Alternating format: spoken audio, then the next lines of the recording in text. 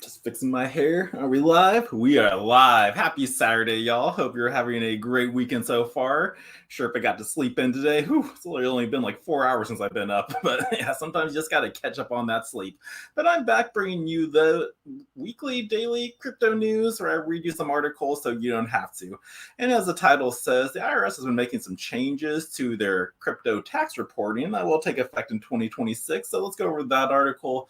I think Russia is also changing, like putting some more rules in with crypto mining, and Celsius is suing USDT. So we have so much articles to cover. Let's just dive right on into it. So again, first up is the positive development for cryptocurrencies in the U.S. IRS improves tax regulation. So the IRS has made a change that could be described as an improvement regarding the tax liabilities of cryptocurrency investors. So yeah, let's see what's being changed.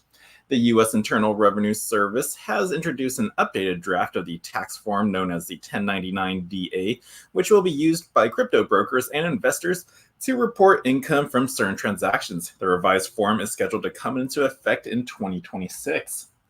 Now, currently, cryptocurrency investors who use intermediaries, primarily centralized exchanges like Coinbase, Kraken, and all those other ones, will receive a 1099-A form to report taxable crypto sales and exchanges to the IRS.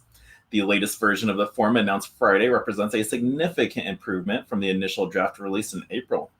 Now, notably, the new draft addresses privacy concerns raised in the initial proposal by removing previously included sections for investors to enter their wallet address, transaction IDs.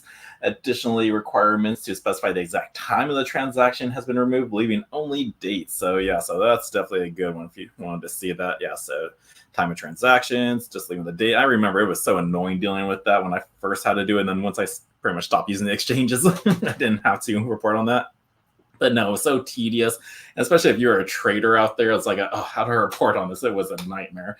So hopefully this does make it a little bit easier for you all out there. But yeah, let's continue on. The original form also included a box for flyers to categorize their intermediate type, which options such as kiosk operator, digital asset payment processor, and non-hosted wallet provider. This classification box has been removed in the updated draft.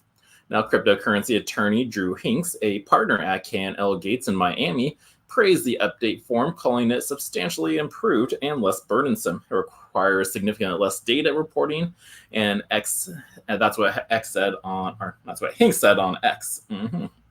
So those are a little bit of changes that are going to be going on, but for 2024, 2025, you'll still be seeing all that stuff. So have fun, and I do not know anybody to use successfully or trustworthy for your crypto taxings. We usually around tax time here at the Crypto Club, we do get calls saying, who do we use or what do we do? It's like, again, like we've been in the DeFi side of all, really don't need to report on certain things out there, but just talk to your own tax attorney and just hopefully they're being up to date on crypto rules and regulations out there so they can help you follow that. But that's a little change going on with the IRS and taxations. Let's move on to our next article. What else is going on around the world? Well, it looks like Putin signs a law to legalize cryptocurrency mining in Russia. So I guess it was a couple of years ago, like they wanted to ban or they did something, but now they're kind of flipping the change because again, the narrative's changed in cryptocurrencies and everyone's trying to get on board. But let's go through this article. It's coming from the Bitcoinist. But Putin wants to seize the moment in creating regulation for digital asset mining. Russian President Vladimir Putin has officially signed a law that legalizes cryptocurrency mining in Russia. According to a report by Russian news agency TASS, the law introduces several key concepts, including digital currency mining, mining pools, and mining infrastructure operators. Mining activities are now recognized by Russia as part of a turnover rather than an issuance of digital currency. Now, the new legislation specifies that only Russian legal entities and individuals, entrepreneurs registered with the government will be allowed to engage in cryptocurrency mining. However, individual miners can participate without registration, provided their energy consumption remains within the government set limits. Now, additionally, the law permits the trading of foreign digital financial assets on Russian blockchain platforms. Now, however, the Bank of Russia retains the authority to ban the placement of certain assets if they are deemed a threat to the country's financial stability. Now, according to the TASS, during a recent government meeting, President Putin emphasized Russian needs to seize the moment in establishing a legal framework for digital currencies. He highlighted the potential of digital currencies to contribute to Russia's economic development, stressing the need for proper regulation and infrastructure. Now, the law is set to take effect in 10 days after its official publication, except for specific provisions that may have different limitations. So, yeah, so this article was written 2 days ago. So, I guess in 8 days this should be implemented. But yeah, so stuff's happening around the world, guys. Like people are making changes, rules and regulations are happening. Not that they have been in place before, but they're definitely going in more favor of crypto. So, I always say buckle up and enjoy this ride because these next 4 years could be pretty crazy. But yeah, what else is going on else around the world? So that was that article. The next one's coming from Turkey. And again, crypto is a worldly news article. It's not just happening in the US, it is happening everywhere. But this next one is coming from Turkey, and there's a crypto craze going on. This article comes from the Bitcoinist, and license requests soar amid regulatory changes. So yeah, I gotta look over here. As the government works to create a more ordered legal environment for crypto assets, Turkey is seeing an increase in applications for digital currency license. This trend, which is fueled by a combination of legal clarity and economic considerations, shows how eager cryptocurrency companies are to operate in the country. Now, the continuous devaluation of the Turkish lira and high inflation rates have driven many people to look for other investments and possibilities, hence increasing the demand for cryptocurrencies. Now, the crypto development in the regulations. Currently, under the final consideration, the Turkish government calls on virtual asset provider service providers, the VASPSs, to secure permits from the Capital Market Board. Now, this program aims to improve investor security and provide a safe space for traditional currencies. The CMB is keeping an eye on things to make sure they follow the rules, and this is very important for retaining investors' trust and moving towards the world norms. Now, here is a list of those actions. So we got the Artrox. That's so very slim, like you won't be able to see that. Again, when I separate these articles, there'll be a link to each article down in the description box below. But Turkey ranks well in the worldwide adoption rates and has become one of the fastest growing Bitcoin markets in recent years. Report states that over the last year, the nation has experienced an 11-fold use in crypto use, and many of the people are turning to digital assets as a hedge against economic uncertainty. Now, Turkey may not have a complete crypto laws at the moment, but there are rules to control the industry. And in January, Turkey's Minister of Finance and Treasury, Mehmet Simsek, hinted that the country's crypto draft was nearly complete, but the much anticipated bill is still missing from the parliament. Now, what's going on with the economic aspects encouraging its adoption? Well, crypto interest has been sparked by the country's economic situation. Many of the people are looking for fresh ways to protect their investments since inflation in August 2023 is over 60% and the value of its money is at its lowest point. The falling lira has made cryptocurrencies a desirable avenue for diversifications and savings. And yeah, I remember when we got that article about the 60% inflation just losing its value. I think I covered that article. If like you scroll through all my news articles, you would probably find that one that I reported on. But yeah, Bitcoin is definitely a savior for a lot of countries, and not just Bitcoin. Other cryptocurrencies out there is definitely helping. So let's continue. According to Chain Analysis, Turkey's cryptocurrency market is the fourth largest in the world, with over 170 billion in trading volume. This place is Turkey's Bitcoin market ahead of Germany, Russia, Canada, Vietnam, and Thailand. The Caribou is a local cryptocurrency exchange, has experienced increase in trading volumes, particularly in stablecoins such as USDT. Investors in Turkey frequently implemented stablecoins as a means of navigating the currency risk, and this change underscores a more general trend in which individuals are increasingly utilizing digital assets to protect their finances during difficult times, and in addition to its investment purposes.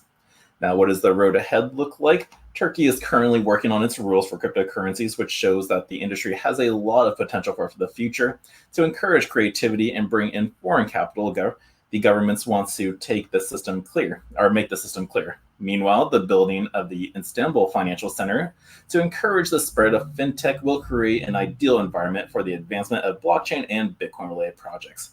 So yeah, what were they doing? Just changing some word? Oh yeah, just showcasing that people are very still highly interested in cryptocurrencies. And yeah, this is happening everywhere. Yeah, Russia, we just covered that article. China, I didn't even cover the China one. Like that was one I always keep skipping. But yeah, China never banned cryptocurrencies out there. But now like they're addressing that. It's like, oh no, people are always allowed to. They just couldn't trade within the country, buy in the country, but they can still do it elsewhere. But yeah, so everybody is talking about cryptocurrencies, and so we're really just at the cusp of full-blown adoption everywhere. So if you've been stacking your sats, you're going to be very happy that you'll be able to spend that soon, probably pretty much everywhere. But yeah, so that's pretty much all the worldwide news I got for you. Let's move on to some other articles out there. We just found out that Solana just prevented a potential hack that happened. So yeah, let's cover that one for all you Solana holders out there. This one's coming from Cointelegraph, and Solana prevents potential outage and patches the critical vulnerability. Solana validators Lane said that an attacker could have attempted to reverse engineer the vulnerability, which could have halted the network. And we all remember back in 2022 when this network shut down at least 12 times in that year. And yeah, it never leaves my memory. But yeah, let's learn a little bit more about how they found this hacker trying to reverse engineer that. So Solana's ecosystem participants patched a major vulnerability on the network, securing the blockchain before disclosing the information to the public. On August 9th, Solana validator Lane posted on X that a critical security vulnerability was fixed by its developers, validators, and clients team working with the Solana ecosystem. Now, the company shared that it first received a message on August 7th from multiple members of the Solana Foundation, and within the messages, it was advised about an upcoming critical patch and a hash message with the date and unique identifier of the incident. Lane wrote on X saying, the hash shared in this message was published by multiple prominent members of Anza, Jito, and Solana Foundation on Twitter, X, GitHub, even LinkedIn in order to confirm the veracity of the messages. Lane also added that the message included a specific date and time when the patch would be sent so that it could be applied to the mainnet and nodes urgently to protect the network. Now, Cointelegraph contacted the Solana Foundation for comments, but did not receive an immediate response. I wonder if I actually held off on covering some news articles, we would get a response back for these guys. But according to Lane, the vulnerability could have led to a potential outage in the Solana network. The validator said that the patch itself clarifies the vulnerability. Because of this, if the patch leaked, an attacker could attempt to reverse engineer the vulnerability and potentially halt the network. Now, again, here is the post from Emon. It's just asking the question.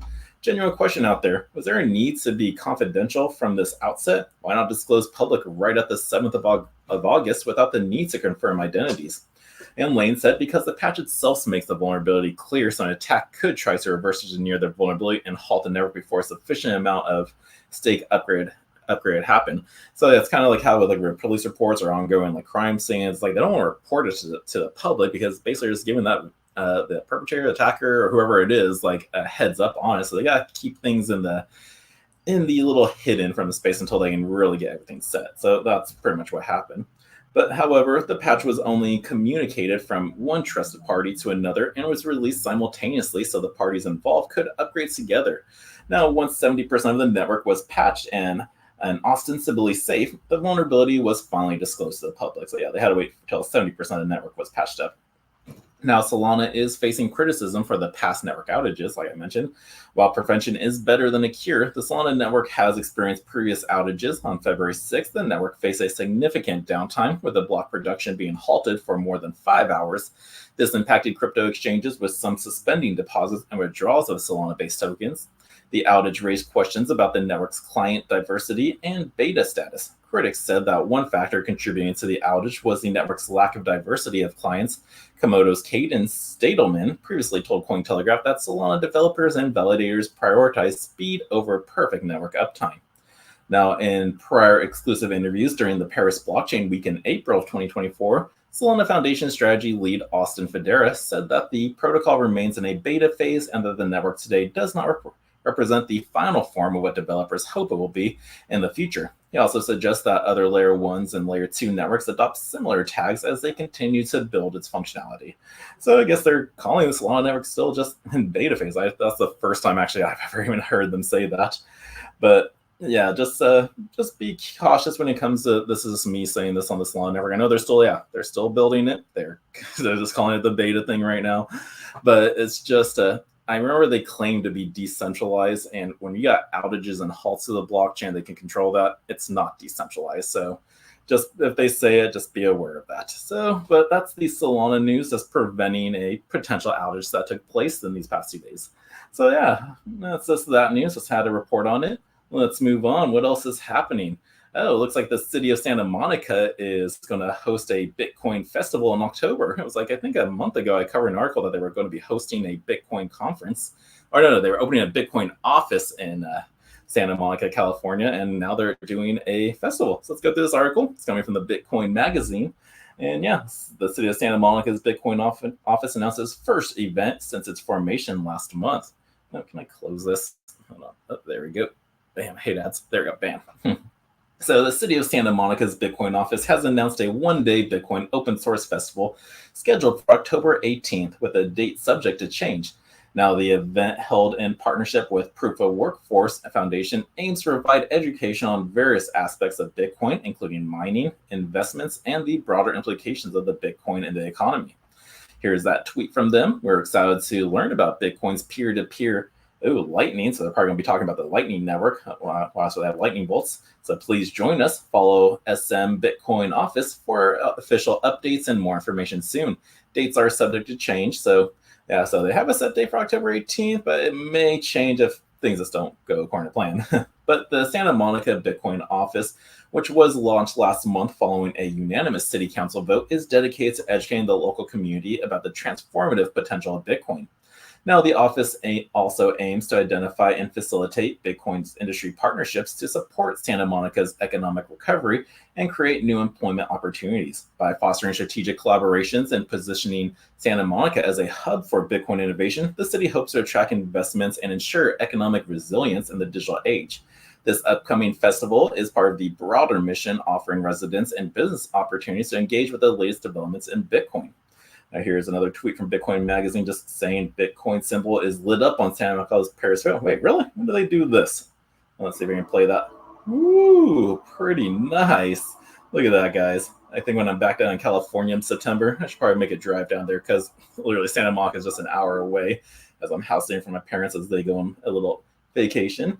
But however, the city and its partners have made it clear that any discussion at the event should not be interpreted as financial advice. The Santa Monica Bitcoin office said participants and encouraged to conduct their own research and consult financial advisors before making any investment decision. Well, I disagree with consulting a financial advisor. You really don't need to make your own decision on your own money because that's what Bitcoin is. You're taking control of your own money. So why do you need to consult with somebody about that? But yeah, just don't listen to anybody else. Do your own research, study it, make sure you understand what you're getting involved with. But yeah, so in June 2023, the Santa Monica firefighters also became the first union to purchase and hold Bitcoin thanks to the partnership with the Proof of Workforce Foundation. So yeah, so that's that news for you. So just mark that date, October 18th, and yeah, let the Sherpa know if you're going to be going, because who knows, man, I may need to fly back out to Cali and go to this event, support the Bitcoin Crypto Club, and go, hey, you guys got one office, we got 3 clubs, 2 more on the way, maybe 5. I don't know. We got so much stuff happening. But no, so that's pretty cool news right there. But yeah, that's that. Let's move on. What else is happening in the crypto space? I'll just load up. Oh, we got an Adidas partnership. Yeah, that's actually pretty much coming on time now. Like the bull run, people think we're still in the bear times, but around this time, in the cycle of cryptocurrency, you start hearing partnerships take place, with clothing lines, just stores, anything, just anything popular that people know, popular brands. They start making partnerships with NFTs or whatnot. But yeah, this most recent one is with Adidas and Doodles. So yes, Adidas launches exclusive Doodles apparel alongside Pharrell song. And the Doodles and Adidas are selling co-branded NFT packs that include digital items with potential exclusive physical apparels. And so, yeah, so this is more like a phygital item having. I said phygital, or physical meets the digital realm. But sportswear giant Adidas has teamed up with the Ethereum NFT collection Doodles to sell virtual swag packs that could let buyers claim exclusive physical apparel. The limited edition collectible packs, each of which includes 2 items, will be available for purchase until August 16th. Adidas and Doodles said Friday in a joint statement, a single pack retails for $4.99, while prices for bundles containing between 2 and 100 packs range from $8.49 to $374, respectively. Now, according to Adidas Originals X Doodles online storefront, some co-branded kits include physical collectibles emblazoned with Daisy, the digital mascot from Pharrell Williams, and Coi Leroux's new song, Not in the Store. These collectibles include the Daisy tracksuit and Superstar shoe, which are each capped at 200 items. Now, Doodles is an Ethereum NFT-based project with the original collection spanning 10,000 generative profile pictures with art from Scott, Burnt Toast, and Martin. Now, here's a tweet from Doodles. Not in the store by Coil Ray, Farrell featuring Adidas Originals is now live on Doodles. Attend the premiere event, shop packs for a chance to pull an ultra limited Adidas Original and Doodles Daisy tracksuit or superstar shoe. Now let's see this little ad they had. So Doodles. Oh, these are usually pretty funny.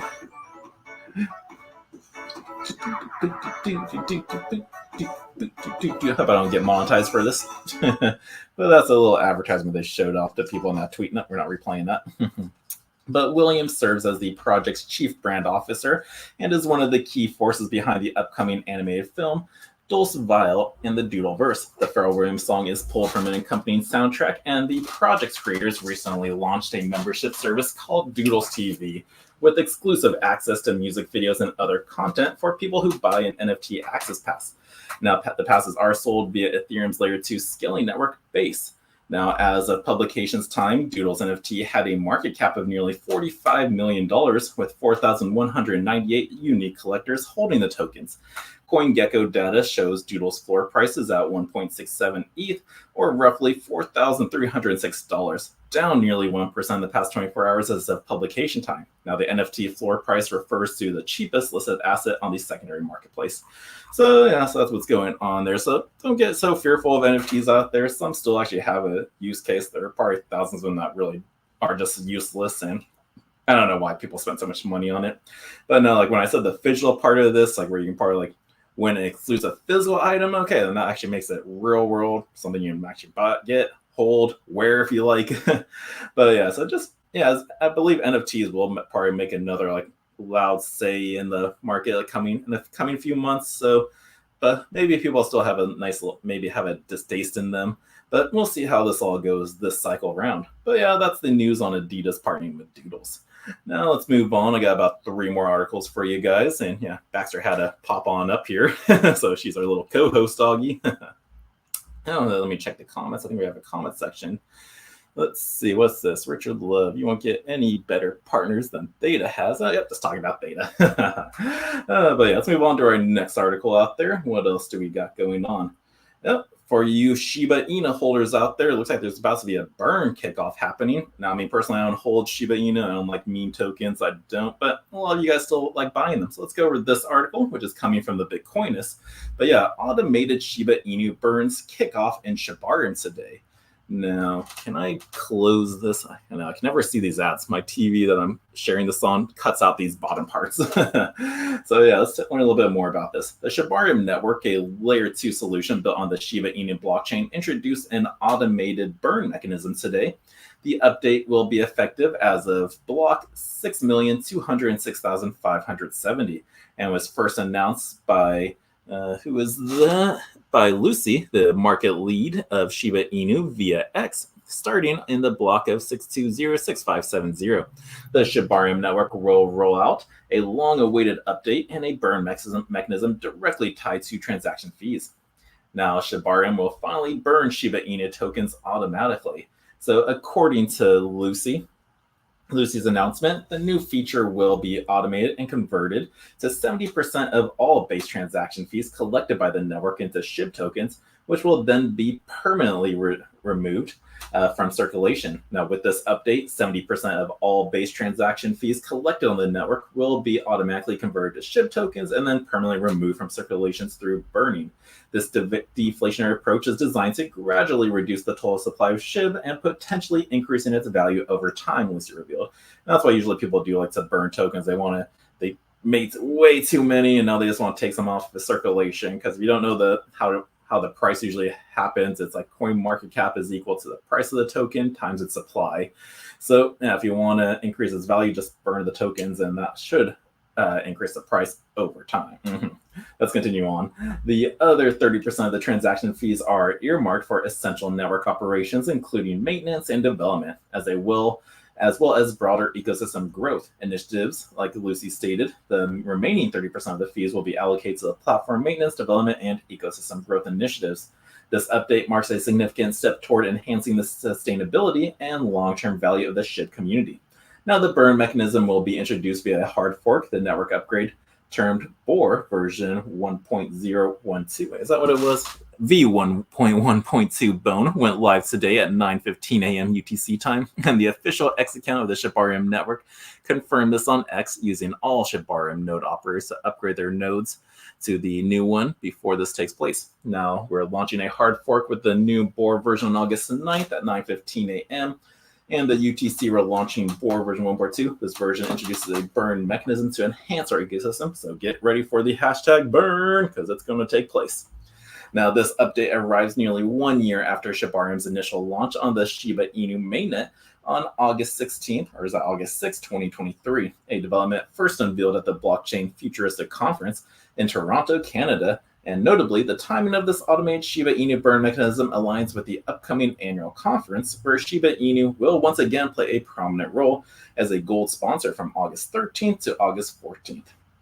Now, a few weeks ago, SHIB lead developer Shitoshi Kusama emphasized the strategic importance of the event. As reported by the Bitcoinist, Kusama teased ETH Toronto has always been an important event for us, and when it comes to making news and outlining the steps on our roadmap to becoming the ultimate decentralization hub. Is that what they said? Like I keep saying. Yep. The further hinted a significant forthcoming announcement during this year's Canada Crypto Week, stating that we look forward to returning the ETH Toronto as a title sponsor and being extremely active during this year's Canada's Crypto Week. So at the current time, SHIB's price is at 0.00001416 price. So many zeros, but I know a lot of people usually, especially newcomers, they see that price and they go, oh, SHIB only has to do this much to pump this much. I'll make so much money. Just guys, there's no get rich quick thing in crypto. If you want to try to get rich quick, go to Vegas, go put your money on a Russian roulette. You'll probably make your money or lose your money a lot faster, but you can do just the same here. So be careful with that. Like, it's better to just invest into solid assets with actually real world utility and long-term goals. So yeah, so be careful out there, but no, so that's the Shibarium news for you on how they're going to be automatically burning the token off. And yeah, hopefully the price does increase with that. So that's the Shiba Inu news. What else is going on? Now, yeah, I did mention that Celsius was suing Tether. So yes, let's hear about that. This article is coming from Cointelegraph, and Celsius sues Tether seeking $3.5 billion over Bitcoin collateral sell-off. The assets in question were evidently given to Tether as collateral. And yeah, so let's find out. So defunct crypto exchange Celsius has filed a lawsuit against Tether, alleging misappropriation of assets and seeking approximately $3.5 billion in BTC returns, damages, and legal fees. Up front, Tether reports that Celsius in its lawsuit seeks a return of approximately $2.4 billion worth of BTC. However, publicly available court documents show that Celsius has asked the court for relief in the amount of 57,428.64 Bitcoin, or its current market dollar equivalent, plus damages and legal fees.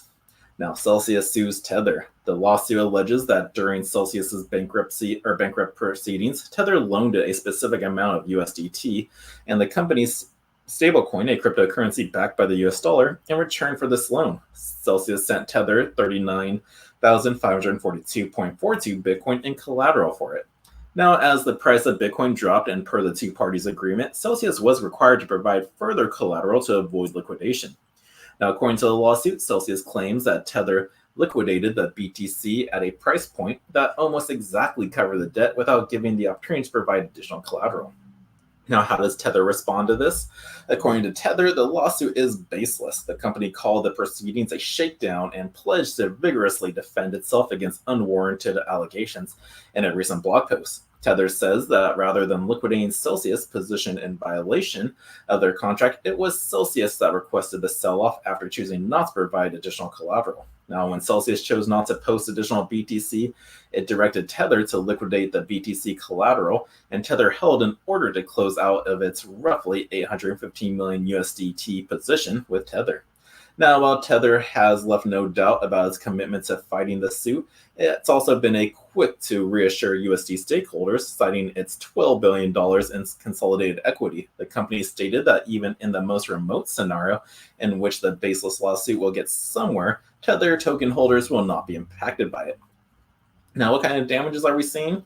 As mentioned above, the exact amount of Celsius appears to be in question. The number currently being reported throughout the crypto community and cited in Tether's blog post accounts for the 39,542.42 Bitcoin, worth about $2.4 billion as of August 10th. However, according to page 28 of the legal filings, the plaintiffs also want two other transfers made during the same period and voided.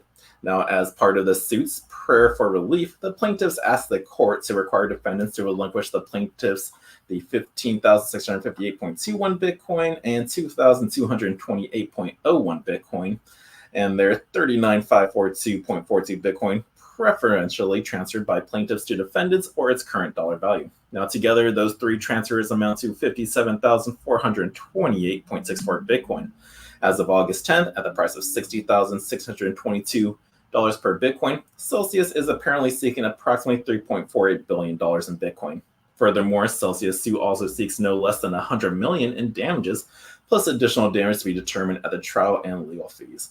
So that's that lawsuit going on. I wonder how long this is going to take place. Are they just going to settle? Are they going to get it? What do you think is going to happen? Like, we just finally had Ripple and their lawsuit end. Now we get this one. This isn't with the SEC, though. This is just between the bankrupt Celsius and the USD. So who knows how long this is going to go on, but I'm pretty sure we're going to be getting quite a bit of articles from it. So I'll keep you posted on what happens, and yeah, just look out for those articles. Now, speaking of Ripple, since I mentioned them, let's go on to our final article of the evening. This one's coming from Decrypt, and Ripple starts testing its new stablecoin on the XRP ledger. The company moves forward with its USD RLUSD coin, but will still need regulatory approval for a full launch. So I guess they're going to be on Ethereum. Fintech firm Ripple today announced that it had started testing its new stablecoin on its own blockchain and Ethereum. The San Francisco-based company said Friday that Ripple USD would help meet the worldwide demand for stablecoins and be used for cross-border payments, but its testing is only the first step. The RLUSD has not yet received regulatory approval and therefore is not available for purchase or trading, so please be cautious of scammers who claim they have or can distribute Ripple USD, the company warned on Twitter. So, at least they're warning us. So yeah, hopefully you guys are paying attention. I didn't have any hacker articles or something on here, but no, this is a good warning. So Ripple USD has not been released. If you hear anything or someone's trying to message you and they'll start going, oh yeah, here, you can get it through us. Nope. That's a scam. Don't do it. Just wait for official news out there.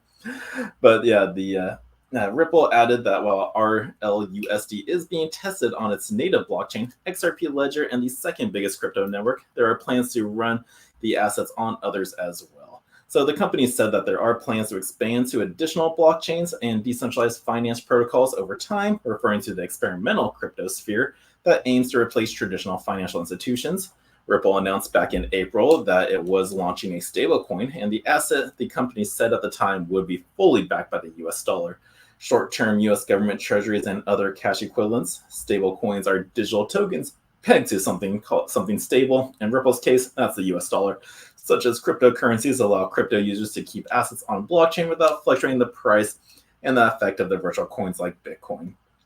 So yeah, usually, again, like, why were stablecoins really invented? Well, usually you don't want to trigger a taxable event. So instead of like selling your coins after the bull run, like, you would move it into a stable coin out there, and then when the dip happens, you just move it back into the asset you want. Usually it's Bitcoin, and then that way you get a lot more than what it would have been if you bought the high. So that's what usually stable coins were created for, and what people did, just really to avoid taxable events. But stablecoins make up a huge share of the marketplace. Stablecoins are the backbone of the crypto sphere and allow traders to quickly enter and exit trades into the digital asset economy without using traditional banks or brokerages. Tether USD, for example, is the most traded cryptocurrency with a 24-hour volume of $53.3 billion according to CoinGecko. And Ripple is a fintech firm that wants to make payments quicker and cheaper. Its founder created XRP, the seventh biggest digital coin by market cap. And yeah, here is that tweet from them. Testing, RLUSD. We're excited to share that Ripple USD is now a private beta on XRP Ledger and Ethereum mainnet.